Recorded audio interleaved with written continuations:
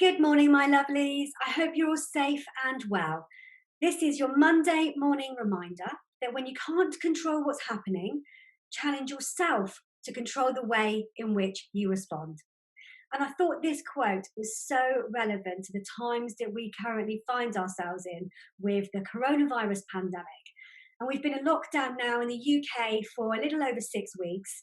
And last night, our Prime Minister, Boris Johnson, announced some ways in which we can very slowly come out of lockdown and his plans for that for the coming days, weeks, and months ahead. Now, the problem is just because we're being allowed to participate in society in some ways very slowly and to slowly integrate with more and more people as we're allowed out more and more, it doesn't mean that our fear and anxiety and other emotions that we may be feeling go away. And in fact, a lot of people are really anxious and fearful about going outside again, even though these plans have been announced for us to slowly come out of lockdown. And in fact, I've spoken to a lot of people over the last 8 weeks or so, so just before lockdown, who are feeling very frightened and scared and panicked about the uncertain times that we're in with the pandemic and what that means, and if they're going to get the virus or their loved ones are going to get the virus, as well as the implications of that financially, emotionally, mentally, and socially, with not being able to see their loved ones if they're not living with them. So there's a lot of effects that are causing us psychologically with this coronavirus pandemic. And I was reading an article last week, and according to disaster researchers, the pandemic could actually inflict long lasting psychological trauma on a lot of us. In fact, globally, is what they're actually saying at the moment. Because many of us actually face that recovery from the psychological trauma of living under chronic uncertainty. It's been a good couple of months for us in the UK and obviously the other countries around the world. And also the psychological trauma of living in isolation, the financial implications and the financial insecurity that many people have. Many people have lost their jobs. And obviously, for some people, they have lost their friends and loved ones. So, if you take all of that together, that is a lot of trauma that can actually cause a significant impact collectively on mental health. It could actually produce a mental health crisis. What happens with all of that stress that we're facing, what happens is it causes an imbalance in our nervous system, that extra stress.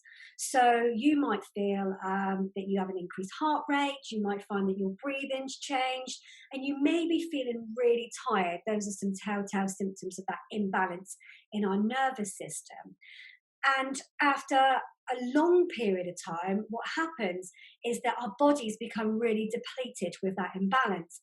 And then it impacts also our thoughts and our sense of well being, which then can lead to mental health conditions such as anxiety and depression and other mental health disorders as well. So it's really, really important that we balance ourselves as best as we can so we can bring that balance back to our nervous system again.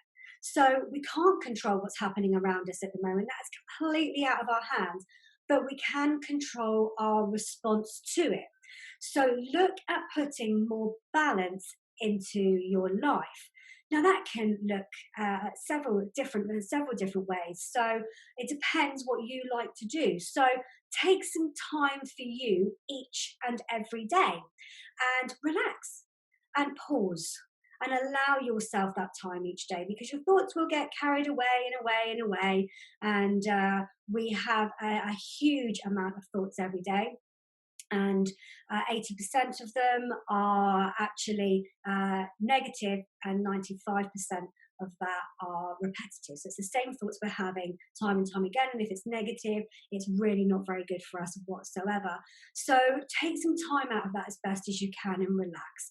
Try meditation. There are some great apps out there, Calm, Headspace. There's also some wonderful guided meditations on YouTube. And allow yourself just 10 minutes each day. Put your headphones in and just sit there, breathe, take some nice deep breaths, and listen to those guided meditations that will really help calm your nervous system down.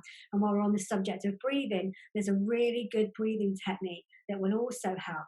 And that's breathe in for your nose for a count of 4, and then breathe out for your mouth for a count of 8. And we get that 8 right. There we go.